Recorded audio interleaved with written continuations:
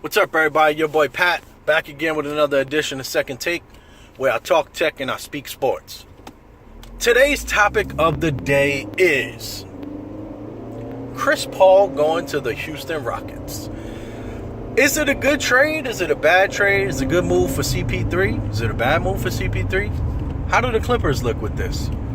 The first thing I wanted to get into was the actual trade. Now, from a GM standpoint, getting Chris Paul, yeah, it's a win, man. I mean, why wouldn't you take a future Hall of Famer on your team, probably the best pure point guard in the game? Why wouldn't you do that? From the Clippers' point of view, it really, you got like 7 or 8 players in the trade, but, hey, you got to do what you got to do. If Chris Paul's going to opt out, you got to do what you got to do. Get whoever you need to get. And, they got Lou Williams, probably the most coveted piece back. I think that's a solid pickup.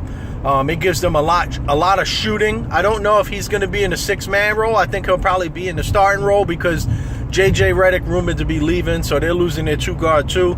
So I think he'll be the starting 2-guard, which I think is fine for them. He'll probably average 25 points for them, which is a good move. So overall, they got a first-round pick. It's probably going to be, a 20-ish pick, 25th-ish pick. The Houston Rockets will probably be one of the top teams in the league again. So overall, I think the Clippers did the best they could with what they were dealt or what they were not going to be dealt if Chris Paul left.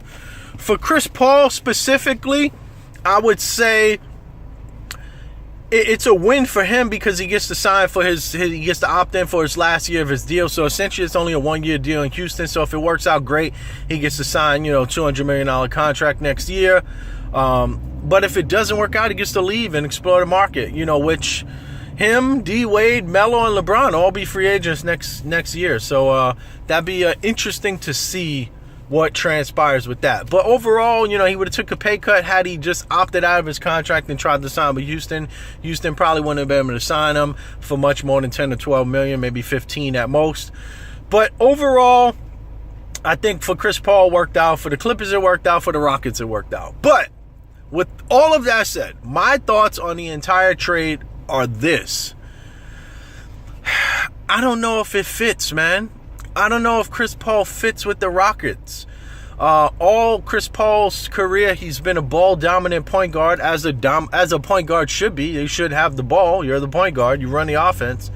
But will James Harden be able to blend in with that system? Remember, he's always been the guy who's had the ball, whether he's been a shooting guard or a point guard. When he was with his Oklahoma City days back in the day when he was a young kid, he was coming off the bench and he was the guy. He was the guy who always had the ball. When he was at Houston, when he got traded, you remember, things didn't quite work out with when he had Dwight and Chandler Parsons because he's a ball-dominant guy, and Dwight's never going to get the ball in the post. And, once they made all these trades and it was a bunch of role players around him and he was able to dominate the ball at the top of the key, brilliant move because, one, he was scoring 30 points a night, but he was also getting like 11 assists a night, and 8 rebounds on top of that. But he's been a ball-dominated guy, and you know what, to be honest with you, I like James Harden in that position because he's not afraid to pass, and he makes his teammates better. So I think it was a good move by Houston, but will Chris Paul be running off for screens? Will he be a role player and just fall back? I don't think that's going to happen. So I'm very curious to see how this is going to operate because I could see Chris Paul running the offense, passing it to James Harden, and then James Harden kind of does his one-on-one thing, which, his version of one-on-one, I'm not, ticked off at him. I think it's good because he's a willing passer in those situations. So if he gets a shot, he takes it. If not, he passes the ball. So it's just going to be very interesting to see how these two guys interact and mingle within the offense and if it works. I don't see it working, man. I just don't see it working. And, as great as these guys are, they do basically the same stuff, man, as far as wanting to dominate the ball. And when you have great teams put together with great players, it's got to be complementary styles, and I don't think that their styles complement.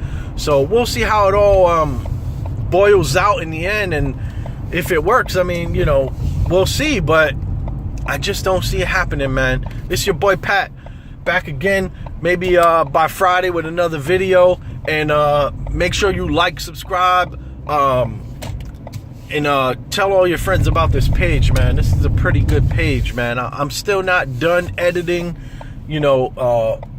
stuff. I just haven't really been able to get into that.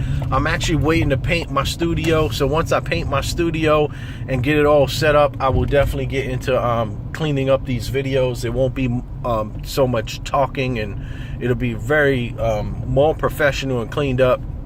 I got some of the music I want to play. I got some of the intros I like.